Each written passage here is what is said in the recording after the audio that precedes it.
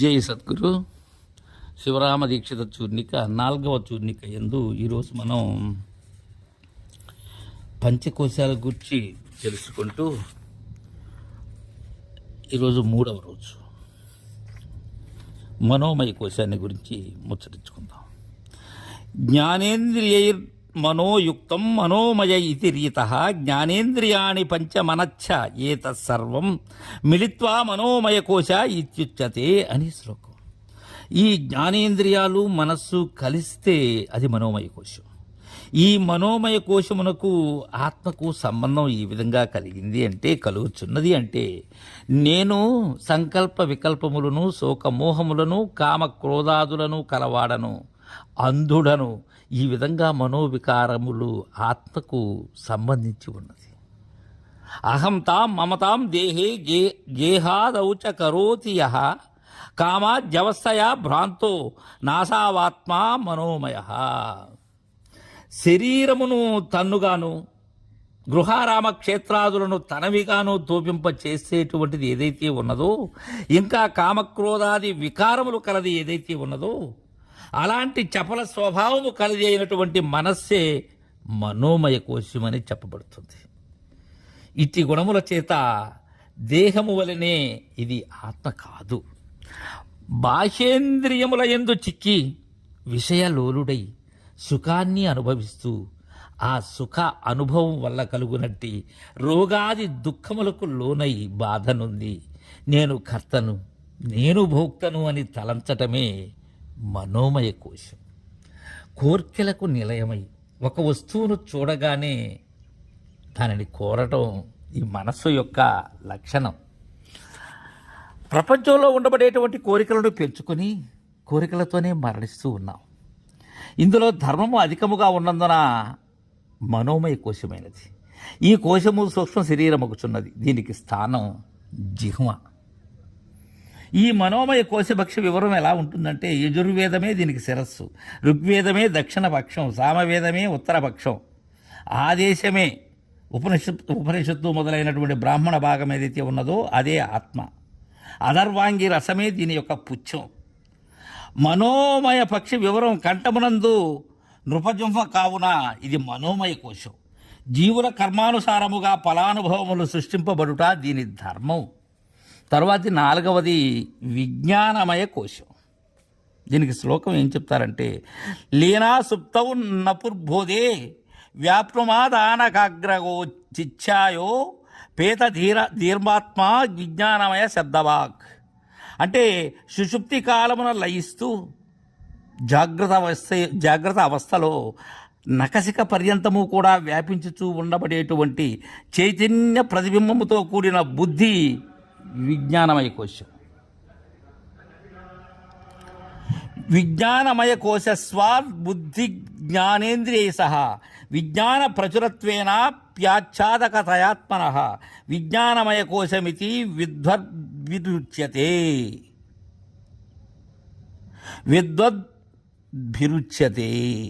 జాగ్రత్త అవస్థ ఎందు స్వప్నావస్థ ఎందు చేయునట్టి కార్యంబుల అన్నిటినీ కూడా సుషుప్తి ఎందు లయం చేసి జ్ఞానాన్ని ఏమాత్రమూ లేకుండా విస్మృతి నుండి నిద్ర నుండి మేల్కొంచిన మీద తరువాత ఎప్పటి వలె జాగ్రత్త స్థితిలో విషయాదులకు లోనై సర్వాన్ని ఎరగచుండేటువంటి స్థితి ఏదైతే ఉన్నదో అది విజ్ఞానమయ కోశం.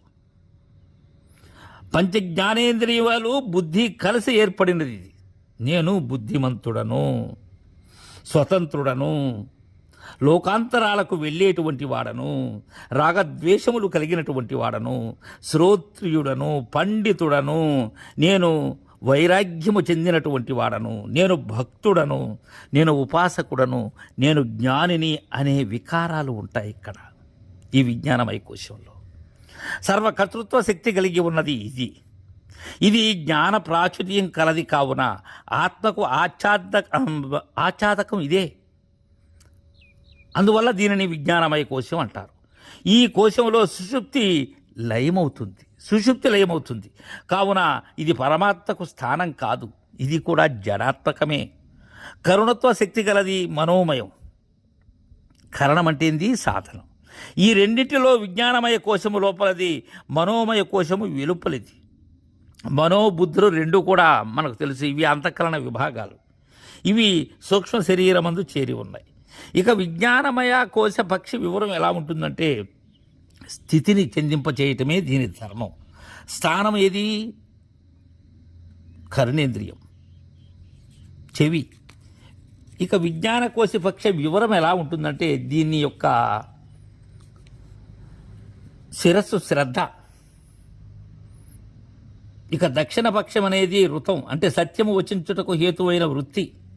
ఉత్తరపక్షం ఏంటంటే సత్యమే, ఆత్మ వచ్చే చిత్తైకాగ్ర స్థితి యోగం.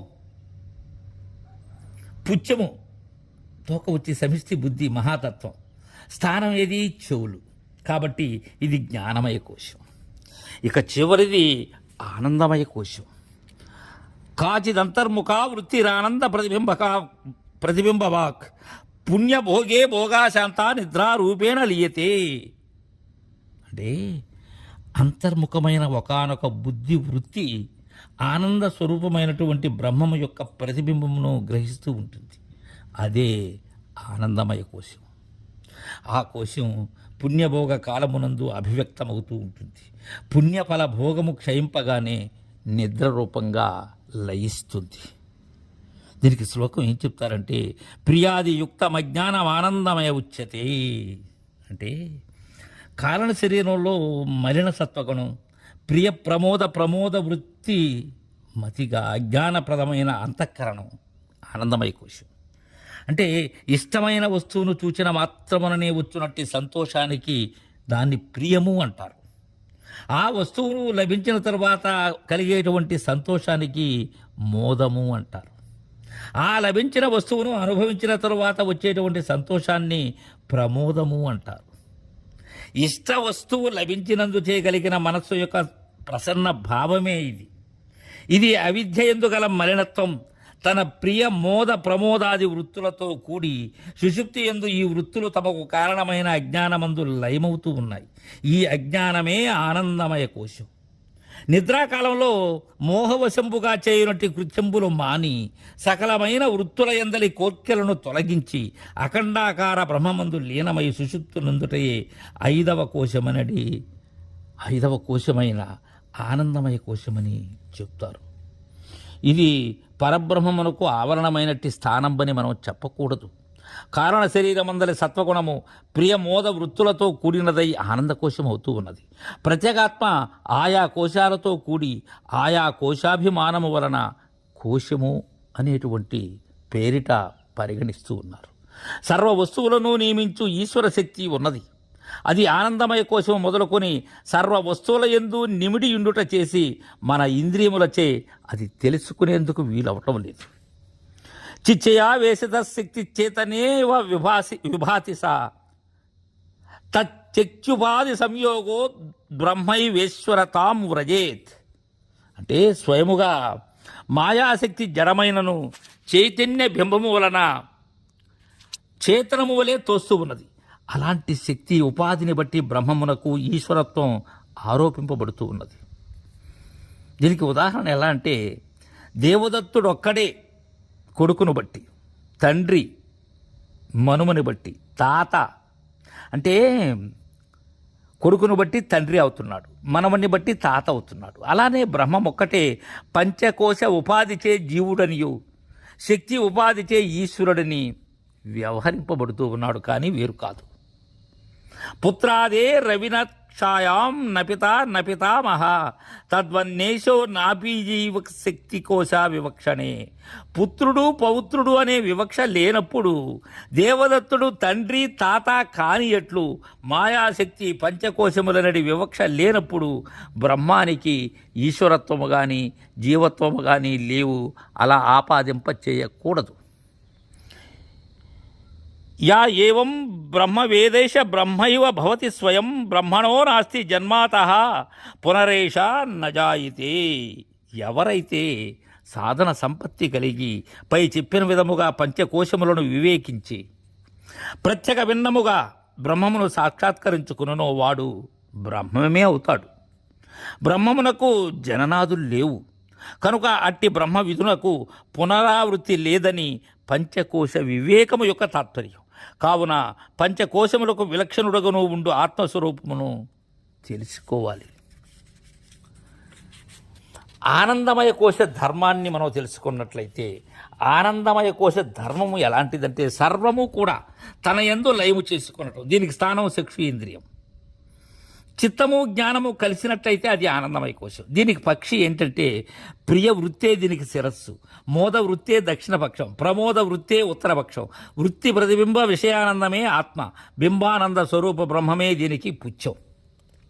అసలు ఆనందమయ కోశం అంటే తన నిజస్వరూపాన్ని లేకుండటం. ఇది కారణ శరీరముతో చేరింది.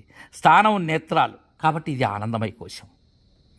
ఇక సచ్చిదానందాన్ని గురించి తెలుసుకోవాలి అంటే, సచ్చిదానందందు శబ్దభేదం అర్ధభేదం కలిగి ఉండినను అది భేదం కాదు. అగ్ని యందు ఎరుపు వేడిమి ప్రకాశం అవుతూ ఉన్నాయి. ఈ త్రివిధ శబ్దభేదమును అర్ధభేదమును తోచినను హస్తకర పాణి శబ్దముల వలె పర్యాయ నామశబ్దం కాకుండా ఏకార్థముగా ప్రతీది ఎగునట్లు సచ్చిదానందమును ఏకార్థమగు ఆత్మస్వరూపమును ప్రకాశింపజేస్తూ ఉన్నది. సత్ అనేటువంటి ఆ నామం ఏదైతే ఉన్నదో అది వ్యవహార నిమిత్తం కల్పించబడినటువంటిదే కానీ మరొకటి కాదు. అవి భిన్నములు కావు. చిత్త ఆనందముల కంటే సత్ అన్యమైనచో అది జడమవుతుంది, దుఃఖమవుతుంది. కాబట్టి అది సత్ అనబడుతూ ఉన్నది. సత్ ఆనందముల కంటేను చిత్ భిన్నమైన ఎడల అసత్తుగా దుఃఖరూపంగా అవుట వలన అది జడంగా ఉన్నది. ఆ విధంగా అవుట వలన అది దుఃఖమవుతూ ఉన్నది. కాబట్టి సచ్చిదానందములు పరస్పరము భిన్నములు కావు. బ్రహ్మము సత్తుగను చిత్తుగను ఆనందముగా ఉన్నది. ఇదే బ్రహ్మస్వరూపము. ఇవి గుణములు కూడా కావు, అవయవములు అంతకన్నా కావు. ఈ ప్రియము మోదము ప్రమోదమనడి సుఖ విశేష వృత్తుల చేత చెప్పదగిన ఆనందమయం బుద్ధ్యాదుల యందు ప్రతిబింబా భావము చేత వర్తిస్తూ ఉన్నది. అట్టి ఆనందమనేది ప్రతిబింబానికి కారణభూతమైన ఆనంద బింబము ఏది ఉన్నదో ఆ ఆనంద బింబము సర్వాకాల సర్వావస్థల యందు కూడా నిత్య శుద్ధ ముక్త నిష్కళ నిష్క్రియ నిర్గుణ పరిపూర్ణ చైతన్య స్వరూపం కలిగి ఉండటం వల్ల దానినే ఆత్మ అన్నారు. ఇక్కడ నరసింహదాసు గారు వందిత ముని బృందం అని అన్నారు చివరిలో, ఈ 4వ చూర్ణికలో. ఏంటంటే ఈ వందిత ముని బృందం పంచకోశ విశేష విమర్శ సచ్చిదానందం వందిత ముని బృందం అంటే ఏంటంటే నేతి వాక్యముచే విచారించినట్లయితే ఆ సచ్చిదానంద స్వరూపమే సాక్షి. సర్వం కల్విదం బ్రహ్మ అనే శృతి చేత పరిశీలించినట్లయితే అంతా కూడా పరమాత్మ స్వరూపమే. దీని యందే బ్రహ్మానందానుభవముచే అనేక బృందములు అంటారు. అది ముని బృందం. తదుపరి 5వ చూర్ణిక రేపటి నుంచి ముచ్చటించుకుందాం. జై గురుదేవా.